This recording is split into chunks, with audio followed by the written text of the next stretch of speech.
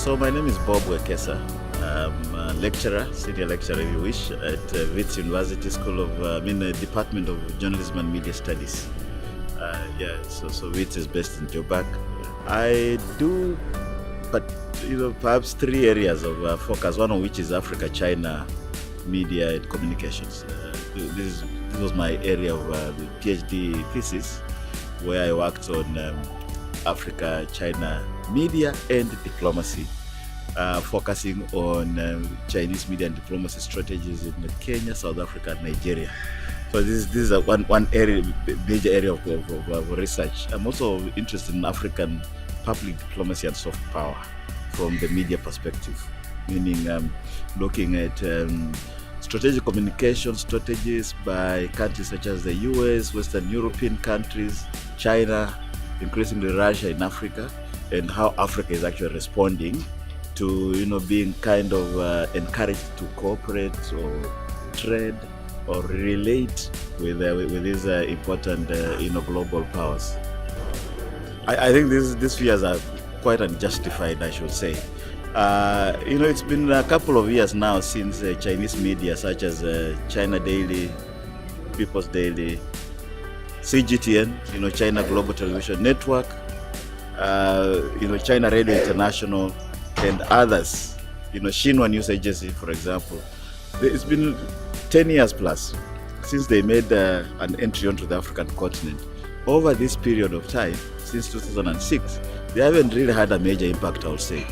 If you went to the streets of Cape Town here and asked someone if they watched CCTV or China Global Television Network, they will tell you they haven't watched it in many years. They hear about it in the newspapers and so forth. So on the one hand, you have a major Chinese media push onto the continent, but quantity is not the same as quality, in the sense that from a qualitative perspective, there is very few people watching, reading or listening to Chinese print and broadcast media. So on that basis alone, I will say the fear for Chinese media on the African continent is essentially, not quite justified. We are very much CNN, BBC people for international media. And by the way, local media, SABC in South Africa, for example, or local TV stations in various African countries are always king. So there's always this thing that international media come and take over in countries. No, people listen to their own radio stations, TV stations, read their own newspapers. I think the one thing that is worth Chinese media learning from South Africa, but is a hard sell, is the level of openness with which South African media go about reporting and covering events. As we saw yesterday in the film, essentially South African media played a crucial role in the resignation of former President Jacob Zuma. For many years, for nearly 3 years continuously, the media was just eroding his credibility, so much so that it played alongside other political forces in actually bringing him down. Now, unfortunately, this is not possible in China. I wish Chinese media could learn from that, but there's so much state control there that essentially it will be a very hard sell for Chinese media to learn from South African media. On the other hand, the one area that South African media can learn from Chinese media is the appropriation of technologies.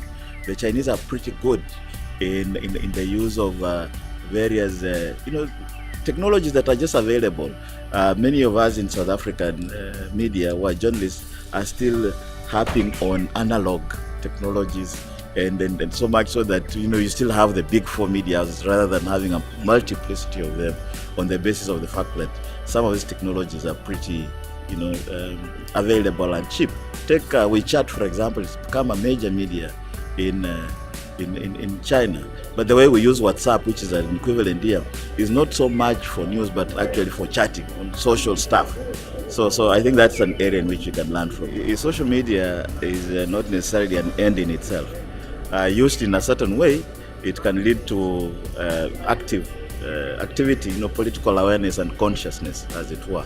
But used in another way, it can also be a negative, in that we can have people who become very passive and therefore are not very active.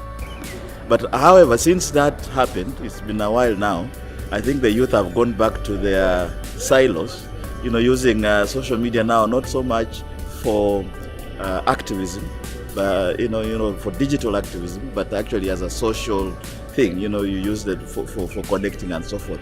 So I think I would say, and even when you go back to the Arab Spring, which started also off on this, we see the use of social media for big political argument. So I think it is a fluctuation. When there is a great need, or when certain youth who are leaders rise, they can help vast communities take up social media to achieve goals. But when after that there's always a lull, it's as if you go back to a quiet moment. I'm very certain by the end of this year or sometime next year there will be another issue that will rise, and social media will be appropriate for that.